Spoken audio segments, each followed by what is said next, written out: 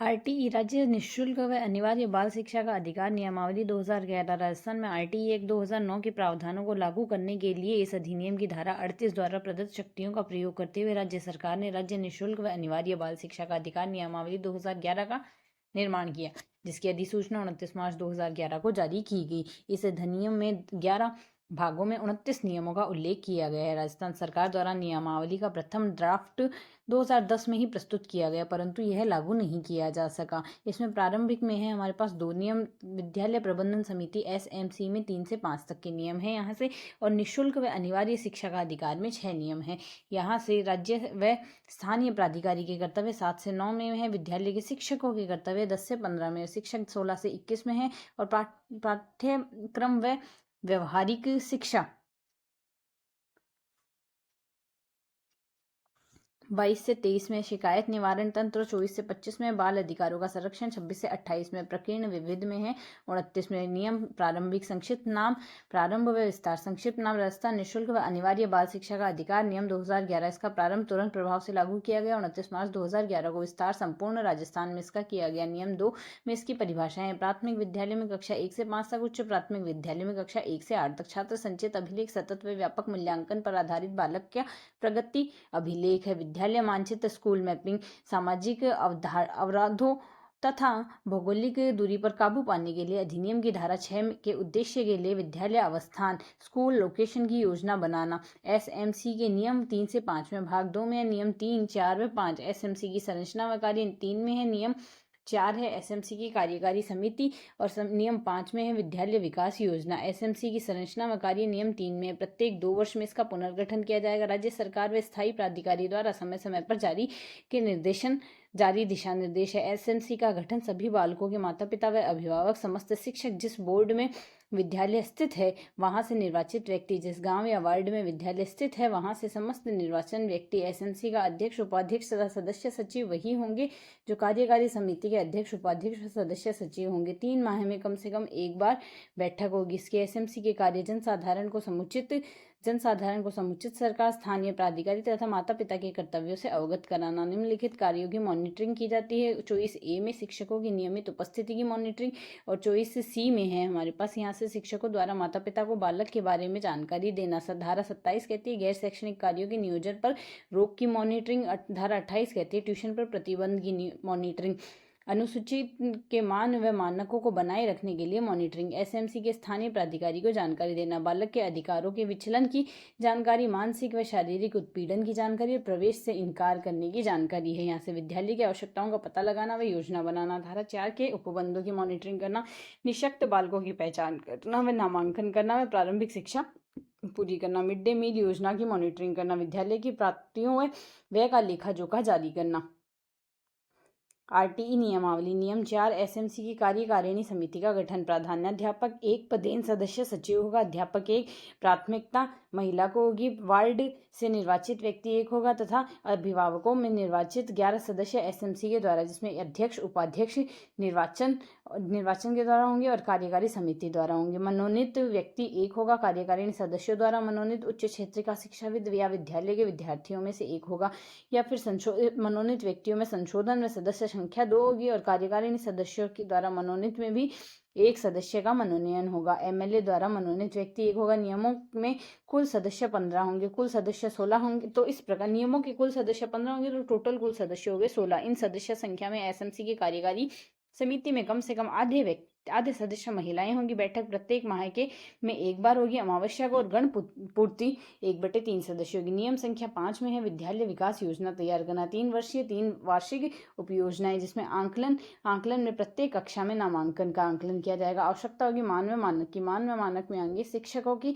अतिरिक्त आवश्यकता, प्रधानाध्यापक, विषय शिक्षक, अंशकालिक शिक्षक, भौतिक व अवसंरचना व उपकरण आएंगे। हकदारी आएगी पाठ्य पुस्तक धारा 4 के तहत विशेष प्रशिक्षण की। अन्य अतिरिक्त वित्तीय आवश्यकता होगी। आरटीई उत्तरदायित्व विद्यालय को होंगे। वित्तीय वर्ष की समाप्ति से पूर्व इस योजना को अध्यक्ष, उपाध्यक्ष और सदस्य सचिव द्वारा हस्ताक्षरित करने में बीईईओ के समक्ष प्रस्तुत किया जाएगा। बीईईओ ब्लॉक एलिमेंट्री एजुकेशनल ऑफिसर होगा यहाँ से। और भाग 3 में निःशुल्क व अनिवार्य शिक्षा का अधिकार है। नियम 6 कहता है विशेष प्रशिक्षण बालकों की पहचान एसएमसी के द्वारा और शिक्षण सामग्री RSCERT द्वारा अनुमोदित होगी। कहाँ है? विद्यालय परिसर या आवासीय सुविधा में। कौन है? उल विद्यालय के शिक्षक है यहाँ से। विद्यालय के शिक्षक है यहाँ से, उस विद्यालय के शिक्षक है, सॉरी। कितने समय के लिए? 3 माह की न्यूनतम अवधि के लिए। या फिर उस विद्यालय के शिक्षक या विशेष रूप से नियुक्त शिक्षक है। अधिगम की प्रगति के आवधिक आकलन के आधार पर 2 वर्ष में बढ़ाया गया है। भाग 4 कहता है राज्य सरकार द्वारा स्थानीय प्राधिकारी के कर्तव्य। नियम 7 कहता है आसपास के क्षेत्र में सीएमआई। नियम 8 कहता है राज्य सरकार द्वारा स्थानीय प्राधिकारी के कर्तव्य। नियम 9 कहता है स्थानीय प्राधिकारी द्वारा बालकों का रिकॉर्ड व अभिलेख रखा जाना। नियम 7 कहता है आसपास के क्षेत्र या सीमाएं। राज्य सरकार द्वारा आसपास के क्षेत्र में जिसके भीतर कोई विद्यालय स्थापित है। कक्षा 1 से 5 में 1 किलोमीटर में, 6 से 8 में 2 किलोमीटर में पैदल दूरी के हिसाब से यह कहा गया। दुर्गम क्षेत्र, रेगिस्तानी, पहाड़ी, तिछराई जनसंख्या व्यक्ति अगर 150 जनसंख्या व्यक्ति 150, 6 से 11 वर्ष में 20 बालक होने चाहिए और कक्षा 1 से 5 में विद्यालय स्थापित होगा। 2 पोषक प्राथमिक विद्यालयों को कुल मिलाकर कक्षा 5 में 30 विद्यार्थी तो कक्षा 6 से 8 में स्थापित करेंगे। सघन जनसंख्या वाले क्षेत्र में बालकों की संख्या को ध्यान में रखते हुए 1 से अधिक विद्यालय स्थापित किए जा सकते हैं। निःशक्त बालकों के लिए सुरक्षित परिवहन की व्यवस्था करेगा। उपरोक्त सीमा के भीतर विद्यालय नहीं होने पर प्रत्येक बालक के लिए परिवहन व आवासीय सुविधाओं की पर्याप्त व्यवस्था की जाएगी। सरकार द्वारा स्थानीय प्राधिकारी के कर्तव्य। नियम 8 में प्रत्येक बालक को निःशुल्क शिक्षा व शिक्षण सुविधाएं प्राप्त हो। पाठ्य पुस्तक व सहायक सामग्री हकदार धारा 12 तथा धारा 3(2) के अनुसार होंगे। 2021 के संशोधन द्वारा सरकारी विद्यालय के बालकों को निःशुल्क यूनिफॉर्म की हकदारी भी प्रदान की जाएगी। नेबरहुड स्कूल के निर्धारण हेतु राज्य सरकार तथा स्थानीय प्राधिकारी विद्यालय मानचित्रण तैयार करेंगे। प्रत्येक वर्ष निम्नलिखित बालकों की पहचान करेंगे। असुविधाग्रस्त समूह के बालक, कमजोर वर्ग के, निःशक्त बालक, दूरस्थ क्षेत्र के बालक व धारा 4 के तहत निर्दिष्ट बालक। जाति, वर्ग, धर्म, लिंग के आधार पर दुर्व्यवहार नहीं होगा। असुविधाग्रस्त तथा दुर्बल वर्ग के बालकों के साथ भोजन, पेयजल, खेल मैदान आदि में किसी भी प्रकार का भेदभाव न हो। नियम 9 के अनुसार स्थानीय प्राधिकारी द्वारा बालकों के अभिलेखों को रखा जाना। सभी बालकों के घरेलू सर्वेक्षण के माध्यम से उनके जन्म से 14 वर्ष की आयु तक का प्राप्त करने के लिए रिकॉर्ड रखेगा। इस अभिलेख के प्रति वर्ष अध्ययन इन्हें अपडेट किया जाएगा। सार्वजनिक क्षेत्र में पारदर्शी तरीके से रखा जाएगा तथा उनका उपयोग किया जाएगा। विद्यालय में प्रवेश है, उपस्थिति और प्रारंभिक शिक्षा पूरी करना हमें सुनिश्चित किया जाएगा। इस अभिलेख या रिकॉर्ड में प्रत्येक बालक के संबंध में निम्न बातें सम्मिलित होगी: नाम, लिंग, जन्म तिथि और जन्म स्थान, माता पिता या संरक्षण का नाम, पता, व्यवसाय, प्री प्राथमिक विद्यालय या आंगनवाड़ी जहां बालक 6 वर्ष तक उपस्थित रहा हो। प्राथमिक विद्यालय में बालक को प्रवेश दिया जाएगा। दुर्बल या असुविधाग्रस्त समूह का बालक, निःशक्तता, अपर्याप्त जनसंख्या, आयु के आधार पर प्रवेश। कारण है इसका विशेष प्रशिक्षण सुविधा की अपेक्षा की जरूरत होती है। RTE नियमावली भाग 5 बालकों विद्यालय व शिक्षकों के दायित्व। नियम 10, 11, 12, 13, 14 व 15 है यहाँ से। नियम 10 में कहा गया अलाभप्रद तथा कमजोर वर्ग के बालकों का प्रवेश। नियम 11 कहता है प्रति बालक की व्यय की प्रतिपूर्ति करना। नियम 12 कहता है आयु के सबूत। नियम 13 कहता है विस्तारित कालावधि। नियम 14 कहता है विद्यालय की मान्यता। नियम 15 कहता है मान्यता वापस लेना। अध्याय 10 नियम 10 अलाभप्रद व कमजोर वर्ग के बालकों में प्रवेश है। अन्य बालकों के समकक्ष समान शिक्षण प्रदान किया जाएगा। वे अलग कक्षाओं में नहीं बिठा सकते। शिक्षण सुविधाएं, बालक की हकदारी जैसे पाठ्य पुस्तक, खेल, ICT में भेदभाव नहीं होगा। आसपास का क्षेत्र ग्राम पंचायत, नगर पालिका, नगर परिषद, नगर निगम जैसे जिसमें वह स्कूल स्थित है की भौगोलिक सीमाएं हैं, परंतु यदि आवेदकों की संख्या अधिक है तो वरीयता क्रम गाँव या वार्ड को दी जाएगी जिससे वह स्कूल स्थित है। प्रवेश लॉटरी के आधार पर दिया जाएगा। बालक से कैपिटेशन शुल्क नहीं लिया जाएगा, ना ही उसे अनुवीक्षण प्रक्रिया में रखा जाएगा। प्रवेशित बालकों की सूचना पत्र अथवा वेबसाइट के द्वारा दी जाएगी। नियम 11 कहता है प्रति बालक व्यय की प्रतिपूर्ति। सरकारी विद्यालय के बालक होने पर होने वाला व्यय, उसमें आएगा सरकारी सभी सरकारी विद्यालयों में प्रारंभिक शिक्षा पर होने वाला व्यय आवर्ती खर्चा सभी विद्यालय या फिर सभी विद्यालय में प्राथमिक शिक्षा में नामांकित बच्चों की संख्या। निजी विद्यालय व खास श्रेणी के विद्यालयों को अलग से बैंक खाता होगा। राज्य स्तरीय समिति का गठन। अपर मुख्य सचिव या मुख्य सचिव वित्त विभाग सीए सीएस या सचिव से निम्न रैंक का अधिकारी निजी शिक्षण संस्थानों का प्रतिनिधि। इस नियम का गठन होने के बाद में यदि यह समिति दो प्रकार से कार्य करेगी। समिति द्वारा सरकारी विद्यालय के प्रति बालक व्यय का आकलन प्रतिवर्ष किया जाएगा और मई माह तक प्रति बालक व्यय की स्कीम होगी। समिति द्वारा लिया गया निर्णय सूचना निदेशक प्रारंभिक शिक्षा राज्य के सभी जिला प्रारंभिक अधिकारी बीईईओ को देगा। प्रतिपूर्ति के 2 चरण हैं। पहला तो है कालावधि। कालावधि निजी विद्यालय द्वारा बालकों की सूची तथा दावा बीईईओ के समक्ष प्रस्तुत किया जाएगा। अप्रैल से अगस्त तक, प्रथम अगस्त तक रहेगा और सितंबर से सत्र समाप्ति अप्रैल में, प्रतिपूर्ति अक्टूबर में और जून के अंत में। नियम 12 कहता है आयु का सबूत। जन्म व मृत्यु पंजीकरण 1969 के तहत जारी जन्म प्रमाण पत्र अस्पताल नर्स दाई द्वारा रजिस्टर्ड तिथि आंगनवाड़ी के रजिस्टर्ड में दर्ज अभिलेख माता पिता या संरक्षक द्वारा की गई घोषणा। नियम 13 कहता है विस्तारित कालावधि। शैक्षणिक वर्ष के प्रारंभ में 6 माह तक विस्तारित कालावधि के पश्चात दिए गए प्रवेश में प्रधानाध्यापक द्वारा निर्धारित विशेष प्रशिक्षण बालक को प्रदान किया जाएगा। नियम 14 कहता है विद्यालय को मान्यता। राजस्थान गैर सरकारी शैक्षणिक संस्था अधिनियम 1989 के अधीन मान्यता प्राप्त की जाएगी। नियम 15 कहता है मान्यता वापस लेना। उपरोक्त अधिनियम के तहत मान्यता कभी भी वापस नहीं ली जा सकती। भाग 6 में कहा गया अध्यापक। नियम 16, 17, 18, 19, 20 व 21। 16 में कहा गया न्यूनतम योग्यता। 17 में कहा गया शिथिलीकरण। नियम 18 में कहा गया न्यूनतम योग्यता अर्जित करना। 19 में कहा गया वेतन भत्ते सेवा निबंधन व शर्तें। नियम 20 में कहा गया शिक्षकों के कर्तव्य। नियम 21 में कहा गया छात्र शिक्षक अनुपात। नियम 16 में कहा गया न्यूनतम योग्यता। एनसीटीई धारा 23 के तहत गठित प्राधिकारी द्वारा निर्धारित न्यूनतम योग्यता नहीं होने पर कोई भी शिक्षक नियुक्ति का पात्र नहीं होगा। नियम 17 में कहा गया न्यूनतम योग्यता व शिथिलीकरण। राज्य सरकार शिक्षकों की आवश्यकता का आकलन करती है। योग्यता शिक्षक की पर्याप्त संख्या नहीं है। ऐसी संस्था जो शिक्षकों को प्रशिक्षित करे की पर्याप्त संख्या नहीं है। राज्य सरकार केंद्र सरकार की योग्यता से शिथिलीकरण का अनुरोध करेगी। शिथिलीकरण की अधिसूचना के बिना किसी को नियुक्ति नहीं दी जाएगी। नियम 18 कहता है योग्यता अर्जित करना। सरकारी व खास श्रेणी राज्य सरकार की और निजी व अनुदानित में प्रबंधन की है। 5 साल के भीतर शिक्षक को प्रशिक्षण की सुविधा प्रदान करेगा। शिक्षकों को वेतन भत्ते सेवा निर्बंधन व शर्तें हैं। राज्य शिक्षक अधीनस्थ सेवा नियम है 1971। राजस्थान पंचायती राज नियम 1996 और राज्य पंचायती प्रबोधक सेवा समिति 2008 है। आरटीई की नियमावली। नियम 20 में कहा गया है अध्यापक के कर्तव्य। धारा 24(1) के कर्तव्यों को निभाने तथा धारा 29(2)(h) की अपेक्षा को पूरा करने के लिए शिक्षक द्वारा छात्र संचयी अभिलेख का संधारण किया जाएगा, जो धारा 30(2) के तहत प्राथमिक शिक्षा पूरी करे जाने में दिए जाने वाले प्रमाण पत्र पर आधारित है। धारा 24(1) के कर्तव्यों के अतिरिक्त एक शिक्षक प्रशिक्षण कार्यक्रम में भाग लेगा। पाठ्यक्रम पाठ्य पुस्तक पाठ्यचर्या पाठ्यक्रम में प्रशिक्षण मॉड्यूल विकास में भाग लेगा। नियम 21 में कहा गया छात्र शिक्षक अनुपात। राज्य सरकार स्थानीय प्राधिकारी स्वीकृत संस्थान अधिसूचना 3 माह के भीतर अधिक के शिक्षकों को पुनः तैनात रोड प्ले किया जाएगा। अध्यापक का आवश्यकता का आकलन पिछले सत्र के अंतिम योग्यात्मक मूल्यांकन में सम्मिलित बालकों की संख्या के आधार पर किया जाएगा। प्राधान्याध्यापक द्वारा एसएमसी के परामर्श पर रिपोर्ट बीईईओ 10 अप्रैल तक। बीईईओ द्वारा ब्लॉक की समेकित रिपोर्ट डीईओईएल 10 मई तक।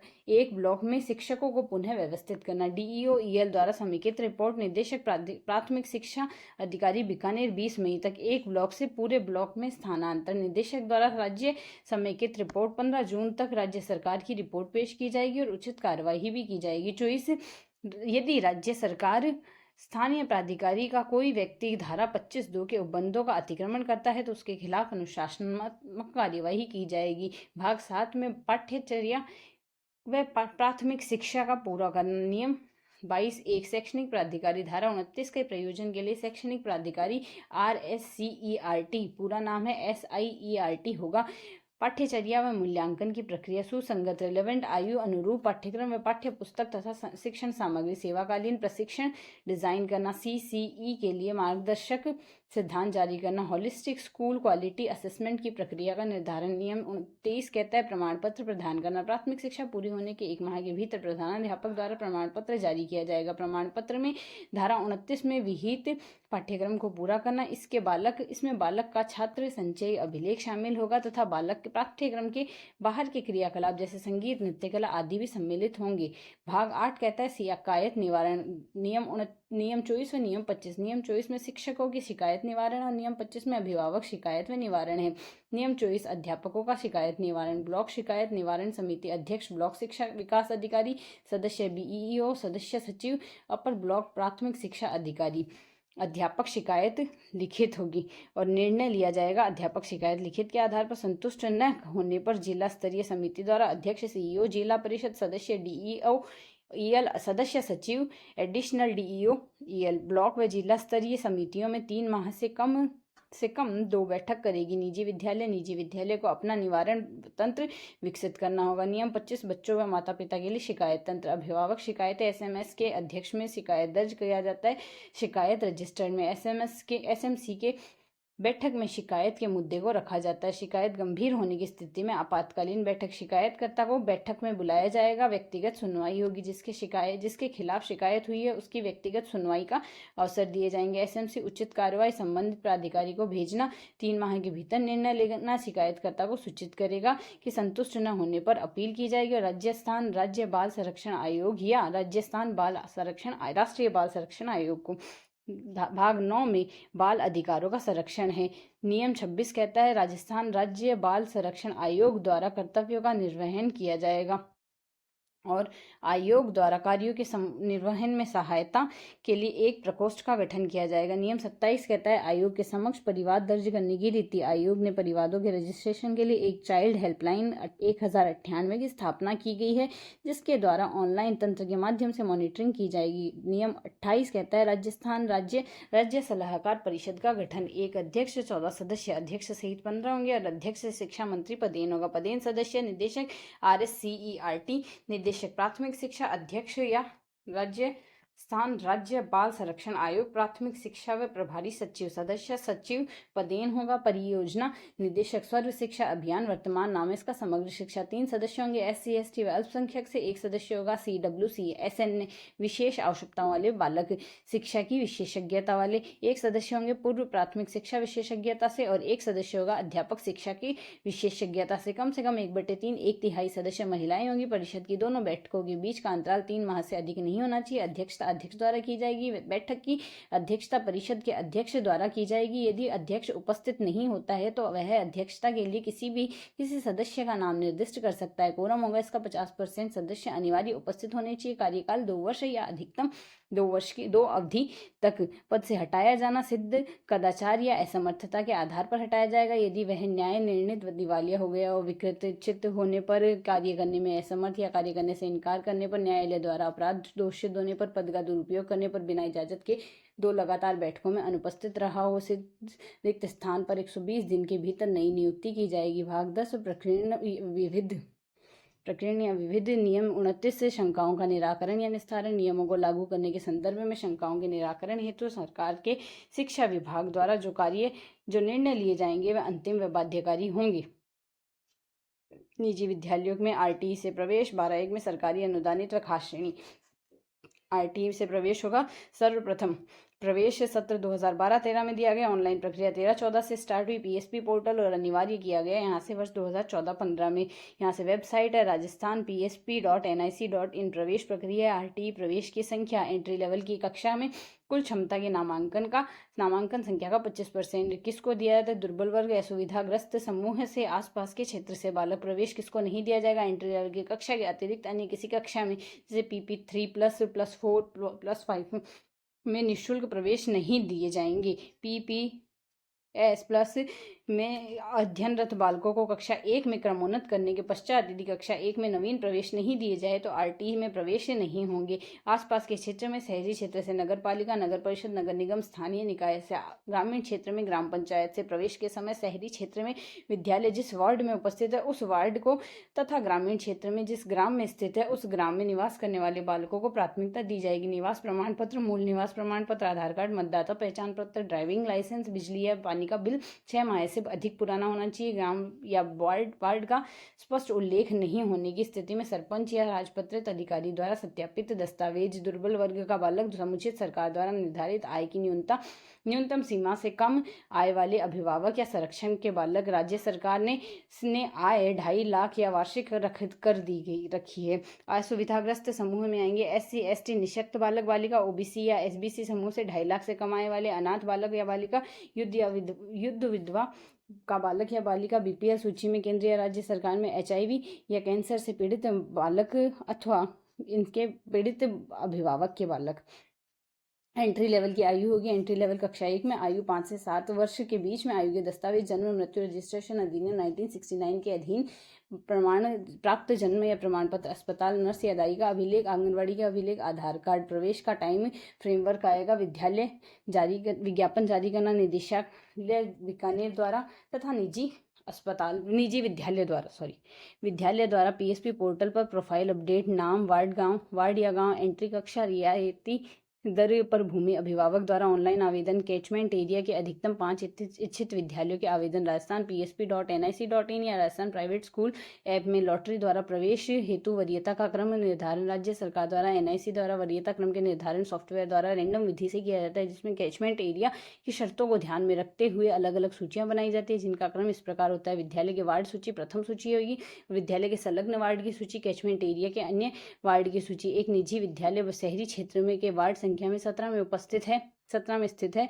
एक वार्ड संलग्न वार्ड की कुल संख्या 3 है और इस शहरी निकाय के कुल वार्ड 45 वार्ड है। तो इस विद्यालय में चयन प्रक्रिया के लिए उपलब्ध आंकड़े निम्न प्रकार है। एंट्री कक्षा में कुल सीट 60 है। संपूर्ण शहरी निकाय में प्राप्त आवेदन 80 है। वार्ड संख्या 17 से प्राप्त आवेदन 10 है यहाँ से, और 3 संलग्न वार्डों से प्राप्त आवेदन 20 है। अन्य वार्डों से प्राप्त आवेदन 50 है। निःशुल्क प्रवेश के लिए सीट्स 15 है। पहली वरीयता सूची में 17 के 10 बालक, द्वितीय सूची में 3 संलग्न वार्डों के 20 बालक, तृतीय सूची में अन्य वार्डों से आवेदन प्राप्त में 50 बालक। वरीयता सूची के तात्पर्य यह चयन सूची से नहीं है। अभिभावक द्वारा ऑनलाइन रिपोर्टिंग। अभिभावक को रिपोर्टिंग के 2 अवसर प्रदान किए जाते हैं। प्रथम चरण में अभिभावक को एक ऐच्छिक विद्यालय में रिपोर्टिंग करनी है। आवेदन पत्रों की जांच वरीयता क्रम के आधार पर एक्सेप्ट, करेक्शन और रिजेक्ट अभिभावक द्वारा प्रथम रिपोर्टिंग के बाद विद्यालय द्वारा दस्तावेजों की जांच वरीयता क्रम के अनुसार की जाती है। सही या गलत के आधार पर आवेदन एक्सेप्ट, करेक्शन व रिजेक्ट किया जा सकता है, जिसकी सूचना अभिभावक के